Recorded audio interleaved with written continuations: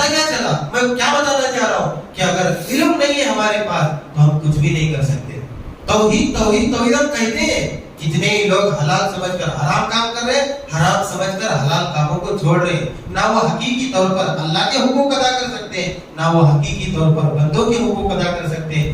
ضرورت اس بات کی ہے ہم اور آپ جتنا ہو سکے توحید کا علم حاصل کریں, عقیدے کا علم حاصل کریں, ایمان کا علم حاصل کریں, حلال اور حرام کا علم حاصل کریں. اگر ہم کامیاب ہونا چاہتے ہیں تو کریں. بسم اللہ الرحمن الرحیم.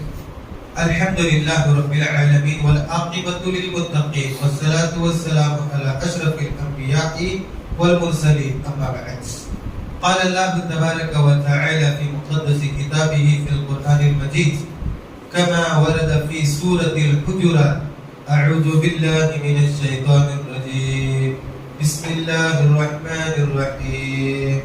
قالت الأعراب آمنا قل لم تؤمنوا ولكن قولوا أسلمنا ولما يدخل الإيمان في قلوبكم وإن تطيعوا الله ورسوله لا يلدكم من أعمالكم شيئا ان اللہ غفور رحیم. سورۃ الحجرات پارہ نمبر 26, سورہ نمبر 49, آیت نمبر 14. حضرات مسلیہ کرام, بزرگان دین, نوجوان دوستو, عزیز پیارے بچوں, الحمدللہ ایک آیت کریمہ میں نے آپ کے سامنے پیش کی ہے. آج کا جو درس ہے یوں سمجھیے کہ کچھ اس کے اندر خصوصیت پائی جاتی ہے. وہ صرف اس لیے کہ یہ درس میں نے کچھ دن پہلے فجر کی نماز کے بعد دیا, تو الحمدللہ ہم جانتے ہیں کہ فجر کی نماز میں اللہ معاف کرے بہت کم لوگ ہوتے ہیں. یوں سمجھیے کہ اصلی متقی پرہیزگار جو ہوتے ہیں فجر کی نماز میں. تو ہمارے ایک دوست جو خیرخواہ ہیں انہوں نے کہا کیوں نہ یہ درس مغرب کی نماز کے بعد ہو تاکہ بہت سے لوگوں کو یہ نصیحت کی بات ملے, اور اگر وہ کسی غلطی میں ہے تو وہ اس غلطی سے باز آ جائے. بہت ہی اہم بات ہے اور یہ بات عقیدے سے تعلق رکھنے والی ہے. سب سے پہلے یہ بات جان لیں کہ صرف اور صرف انسان شرک سے توبہ کر کر توحید میں آ جاتا ہے تو وہ مکمل کامیاب نہیں ہوتا ہے. عقیدہ توحید میں آنے کے بعد ایک بہت اہم چیز ہے جس کی انسان کو قدم قدم پر ضرورت پڑتی ہے. وہ چیز اتنی اہم ہے کہ اگر وہ انسان کے پاس ہو توحید کے بعد تو وہ دنیا کا سب سے بڑا مالدار آدمی ہے. اور وہ چیز کیا ہے؟ علم ہے, دین کا علم. میں صرف اس لیے کہہ رہا ہوں کہ اگر انسان کے پاس عقیدہ توحید کی درستگی کے بعد علم کی دولت سے وہ مالا مال ہے, یاد رکھیے وہ اللہ کا بھی حق ادا کرے گا, بندوں کا بھی حق ادا کرے گا. اور اگر انسان کے پاس یہ علم کی دولت نہیں ہے, نہ وہ صحیح سے اللہ کا حق ادا کرے گا, نہ وہ صحیح سے بندوں کا حق ادا کرے گا, نہ وہ صحیح طریقے سے حلال کی تمیز کرے گا, نہ وہ صحیح طریقے سے حرام کی تمیز کرے گا. بسا اوقات ایسا ہوتا ہے بعض اعمال انسان کرتا ہے یہ سمجھ کر کہ شاید یہ جائز ہوگا, لیکن علم کی کمی کی وجہ سے اسے معلوم نہیں کہ جس عمل کو وہ جائز سمجھ رہا ہے وہ حرام ہے, اور جس عمل کو وہ حرام سمجھ کر چھوڑ رہا ہے اسے معلوم نہیں میں غلط سمجھ کر کسی عمل کو چھوڑ رہا ہوں جبکہ وہ عمل صحیح ہے. یہ کیوں ہوتا ہے؟ علم کی کمی کی وجہ سے. ایک انسان کے پاس اگر علم ہے تو یاد رکھیے وہ انسان اپنے عقیدے پر صحیح طریقے سے چل رہا ہے, اللہ کا بھی حق ادا کر رہا ہے, بندوں کا بھی حق ادا کر رہا ہے. ایک دو تین باتیں میں آیت کا ترجمہ کر کے آپ کے سامنے پیش کروں گا, آپ کو پتا چلے گا کہ علم کی دولت کتنی اہم چیز ہے. دیکھیے اللہ کے نبی صلی اللہ علیہ وسلم جب مدینہ تشریف لے گئے ہجرت کے بعد کا واقعہ ہے کہ کچھ لوگ جو مدینہ کے اطراف کے تھے, عرب قسم کے لوگ تھے, وہ دیہاتی قسم کے, اور ہم سب جانتے ہیں دیہاتیوں کے پاس شہری لوگوں کے مقابلے میں علم اور ادب دونوں بھی کم ہوتا ہے. علم بھی کم اور ادب بھی کم. وہ بیچارے دیہاتی کسان قسم کے ہوتے ہیں, فارشٹر ہوتے ہیں, ان کے پاس کون سا علم اور کون سا ادب. جب وہ لوگ اسلام قبول کرے تو اللہ کے نبی صلی اللہ علیہ وسلم کے سامنے اور مدینہ میں ہر ایک کے پاس جا جا کر کہتے تھے. کیا کہتے تھے؟ اللہ نے ان کی بات کو نوٹ فرمایا. اللہ فرماتا ہے قالت الاعراب آمنا، اعراب کہتے ہیں کہ ہم ایمان لے آئے۔ اے نبی صلی اللہ علیہ وسلم آپ اس بات کا اعلان کر دیجئے لم تؤمنو، ابھی تک تم صحیح ایمان نہیں لائے، بلکہ تم یہ کہو کہ قولوا اسلمنا، ہم فرما برداری کے راستے پر آ گئے۔ اللہ نے نبی کو بھیجا، نبی نے صحیح بات ہمارے سامنے رکھی، اب وہ بات ہم مان لیے، مکمل ایمان والے ابھی نہیں بنے۔ کیوں؟ آگے اللہ فرماتا ہے وَلَمَّا يَدْخُلِ الْإِيمَانُ فِي قُلُوبِكُمْ، ابھی تک حقیقی ایمان تمہارے دل میں اترا نہیں ہے۔ یہ جو پوائنٹ کی بات ہے کہ ابھی تک ایمان مکمل طور پر تمہارے دل میں اترا نہیں ہے، یہ کب اترے گا؟ بتائیے کب اترے گا؟ ایمان کی قسمیں، ایمان کے تقاضے، ایمان کے خلاف جتنے بھی اعمال ہیں، کام ہیں، ان تمام چیزوں کا علم جب انسان کو ہوگا تبھی تو مکمل ایمان اس کے دل میں داخل ہوگا۔ ایک انسان کہتا ہے میں اللہ پر ایمان لاؤں، تقدیر کا علم ہی نہیں ہے اس کے بعد۔ ایک انسان کہتا ہے میں ایمان والا بن گیا، فرشتے کیا ہیں، کتابیں کیا ہیں، رسول کیا ہے، تقدیر کیا ہے، آخرت کا دن کیا ہے، یہ ساری چیزیں اسے معلوم ہی نہیں ہے۔ اور ان چیزوں کو کیسا ماننا چاہیے، اللہ کی کن چیزوں کو پسند کرتا ہے، کن چیزوں سے اللہ ناراض ہوتا ہے، کون سا عمل کرنے سے انسان اللہ کے قریب جاتا ہے، کون سا عمل کرنے سے اللہ سے انسان دور جاتا ہے، جنت قریب ہوتی ہے، جہنم دور ہوتی ہے، یا جہنم قریب ہوتی ہے، جنت دور ہوتی ہے۔ سمجھ رہے نا؟ میں وقت کو مختصر کرنے کے لیے گرچہ فاسٹ بول رہا ہوں، لیکن یہ ساری چیزیں ایمان کہلاتی ہیں، اور ان ساری چیزوں کا علم جب تک نہیں آتا کوئی انسان بول سکتا ہے کہ میں مکمل ایمان والا بن گیا، میں پکا مومن بن گیا۔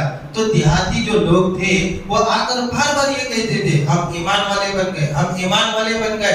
اللہ کے نبی نے فرمایا اللہ تم کو حکم دیتا ہے ابھی تمہارا ایمان پکا نہیں ہوا ہے، پکا ہونے کے لیے کیا کرنا چاہیے؟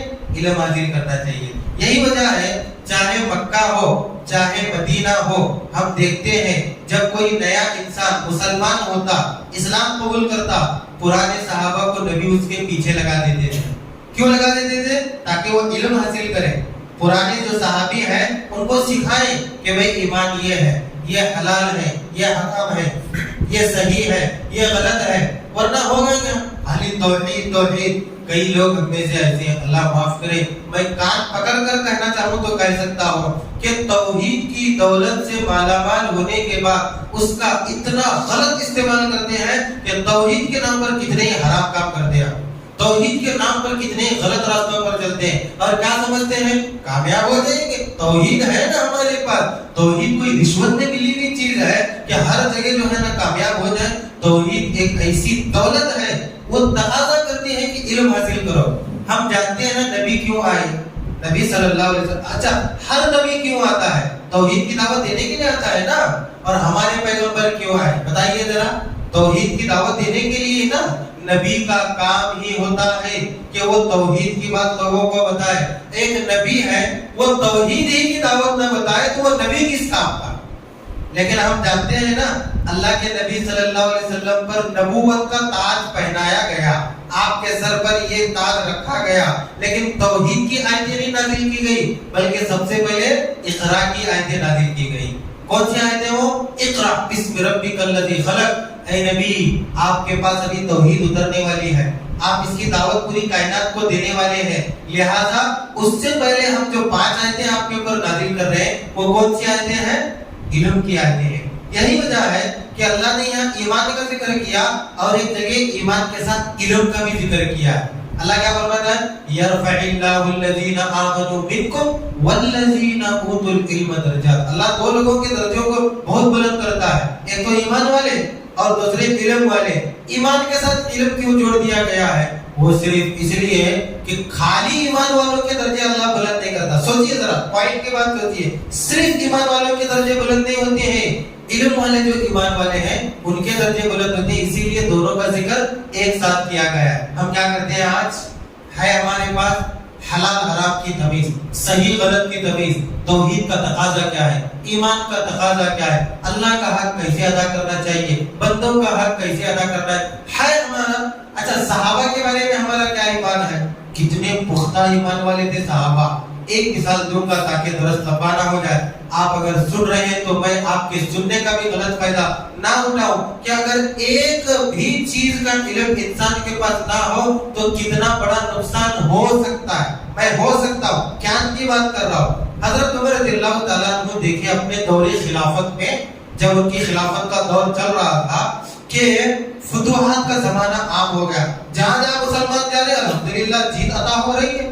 مسلمان جب دل کھول کر محنت کرتا ہے نا اللہ اس کے راستے کھول دیتا ہے. ہم کیا کرتے ہیں ہر جگہ پھنس جاتے ہیں, ہر جگہ ناکام ہوتے ہیں اور یہ سمجھتے ہیں کیا بھائی مسلمانوں کو کامیابی ہی نہیں مل رہی, ہر قوم آگے بڑھ رہی ہے مسلمان پیچھے ہو رہے ہیں. بھائی تم اگر محنت کر کے دیکھو کامیابی نہیں ملی تب بولنا. مسلمان جب محنت کرتا کامیابی دیتا ہے اللہ تبارک و تعالیٰ. تو حضرت عمر بن خطاب کے دور میں ایسا ہی ہونے لگا. جب فتوحات بڑھ گئی, جب مال غنیمت زیادہ ہونے لگا تو جتنا مسلمان جہاد میں جاتے اتنا مالدار ہوتے. اب جو مدینہ کی عورتیں تھیں, عرب کی عورتیں کہیے, صرف مدینہ نہیں عرب کی عورتیں, جہاں جہاں تک حضرت عمر کی حکومت تھی وہاں کی عورتوں نے اعلان کر دیا یا ایک بات ان کی طرف سے ظاہر ہونے لگی کہ جو زیادہ مہر دے گا ہم اس کے ساتھ نکاح کریں گے, جو کم مہر دے گا ہم اس کے ساتھ نکاح نہیں کریں گے. اب حضرت عمر رضی اللہ تعالیٰ عنہ نے دیکھا کہ ہر عورت زیادہ مہر دینے والے کے ساتھ نکاح کر رہی. اب غریب صحابہ کیا کریں گے, ہے کہ نہیں پوائنٹ کے بعد. اب معذور صحابہ ہوتے ہیں, بعض لوگ کچھ ان کی ضروریات ہوتی ہیں, جہاد کو نہیں جا سکتے, مال غنیمت نہیں مل سکتا, کیا کریں گے وہ صحابہ. اب وہ شادی شدہ نہیں کنوارے رہیں گے. کوئی بھی مدینہ کی عرب کی اور غلط نہیں ہے, ایک عورت کی چاہت ہے, اللہ تبارک و تعالیٰ نے اس کی نکیر نہیں فرمائی. مرد کی بھی خواہش ہوتی ہے کہ نہیں, اچھی عورت ہونا, خوبصورت ہونا, پڑھی لکھی ہونا, بہت اچھے خاندان کی ہونا. عورت بھی چاہتی ہے تو پھر مہر کا مال زیادہ سے زیادہ, اتنی کوالٹیز تم کو ہونا, خالی ایک کوالٹی ہم کو ہونا, اللہ نے اس کی اجازت دی ہے. تو حضرت عمر نے جب دیکھا کہ غریب صحابہ آ کر شکایت کر رہے ہیں تو حضرت عمر رضی اللہ تعالیٰ عنہ نے اپنے خلافت اور حکومت کا نام لے کر ایک فرمان جاری کر دیا, سنو آج کے بعد اتنا اتنا مہر دینا پڑے گا, اس سے زیادہ کوئی بھی آدمی مہر نہیں دے سکتا. اب فرمان خلافت ہے نا, سب کو ماننا ہے. ایک بوڑھی عورت تھی, اس کو معلوم ہوا کہ خلافت کے پارلیمنٹ سے ایک فرمان جاری ہوا ہے کہ کم کتنا بھی دے سکتے ہو لیکن زیادہ اس کے آگے نہیں بڑھ سکتے. تو وہ عورت حضرت عمر رضی اللہ تعالیٰ عنہ کے پاس آئی اور آ کر کہنے لگی, اے عمر سنیے, آپ خلیفۃ المسلمین ہیں, آپ کا انصاف بہت اس کی چرچا ہے, ہم مانتے ہیں. حضرت عمر کی خلافت اتنی اچھی تھی کہ تاریخ لکھنے والوں نے لکھا ہے کہ اگر دوسرے بھی عمر پیدا ہوتے پورے عالم میں انصاف کا بول بالا ہوتا. گرچہ آپ کی فضیلت بہت بڑی ہے, آپ کی محنت بہت بڑی ہے, لیکن یہاں آپ ایسا چوک رہے ہیں کہ یہ چوک آپ کی طرف سے بہت سے لوگوں کے حق پر ڈاکہ ڈال سکتی ہے. حضرت عمر نے کہا بتاؤ ہمارا کیا بات ہے, یہ پہلیاں کیوں بجا رہی ہے آپ. کہنے لگی آپ نے جو فرمان جاری کیا ہے نا کہ مہر اس سے زیادہ نہیں دے سکتے, اللہ نے سورہ نساء میں ایک آیت نازل فرمائی ہے کہ اے مردوں کی جماعت, اگر تم تمہاری عورتوں سے نہیں بن پا رہے ہو, دونوں کا ملن صحیح نہیں ہو رہا ہے, طلاق کی نوبت آ گئی ہے, اگر طلاق تم دے رہے ہو, تم اگر ان کو قنطارہ دیے ہو اس میں سے تم کچھ بھی نہیں لے سکتے. قنطارہ اگر دیے ہو مطلب مہر کی بات ہے, آدمی اپنے طرف سے چل میں تجھے طلاق دیتا ہوں, یہ طلاق دینے سے پہلے سوچے کہ میں نے اس کو اتنا مہر دیا ہے اس میں سے مجھے کچھ بھی نہیں ملنے والا ہے. اسلام نے قانون نافذ کیا ہے, مرد اگر طلاق دے رہا ہے کچھ بھی نہیں لے سکتا, اور اگر عورت اپنی طرف سے خلا لے رہی ہے تو جتنا بھی مرد دیا ہے سب واپس کرنا پڑے گا. یہ قانون ہے اسلام کا. تو حضرت عمر رضی اللہ تعالیٰ عنہ نے کہا اچھا تو پھر اس میں کیا ہوا.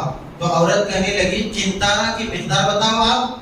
قنطارہ ایک سونے کی ڈلی کو بھی کہا جا سکتا ہے, قنطارہ ایک کلو کو بھی کہا جا سکتا ہے, قنطارہ ایک پہاڑ کو بھی کہا جا سکتا ہے. اگر تم نے اپنے عورتوں کو مہر کے طور پر لامحدود پہاڑ کے برابر بھی مہر دیا ہے تو طلاق اگر دے رہے ہو تو تمہیں اس میں سے کچھ بھی نہیں ملے گا. اللہ نے جب مہر کی مقدار مقرر نہیں کی ہے, فکس نہیں کی ہے, تو تم کون ہوتے ہو کرنے والے. اللہ اکبر. حضرت عمر کہنے لگے اللہ کی پناہ, میں بازار میں جتنا زیادہ رہتا ہوں اتنا علم سے دور رہتا ہوں, اگر یہ حکم میں نافذ کرتا کتنے لوگوں کا حق مانا جاتا. پتہ کیا چلا, میں کیا بتانا چاہ رہا ہوں, کہ اگر علم نہیں ہے ہمارے پاس تو ہم کچھ بھی نہیں کر سکتے. توحید توحید توحید ہم کہتے ہیں. کتنے ہی لوگ حلال سمجھ کر حرام کام کر رہے ہیں, حرام سمجھ کر حلال کاموں کو چھوڑ رہے ہیں. نہ وہ حقیقی طور پر اللہ کے حقوق ادا کر سکتے ہیں, نہ وہ حقیقی طور پر بندوں کے حقوق ادا کر سکتے ہیں. ضرورت اس بات کی ہے ہم اور آپ جتنا ہو سکے توحید کا علم حاصل کریں, عقیدے کا علم حاصل کریں, ایمان کا علم حاصل کریں, حلال اور حرام کا علم حاصل کریں. اگر ہم کامیاب ہونا چاہتے ہیں تو کریں. یہی وجہ ہے کہ اللہ تبارک و تعالیٰ نے آگے ان عربیوں کو فرمایا تم علم حاصل کرو, اتنے جلدی نہ کہو کہ ہم ایمان لائے. اچھا, ایمان لانے کے بعد, علم حاصل کرنے کے بعد اللہ اور اس کے رسول کی جو بھی تم اطاعت کرو گے, جتنی بھی اطاعت کرو گے, اللہ تبارک و تعالیٰ ان تمام اطاعت کا ثواب تمہیں عطا کرے گا. شرط کیا ہے؟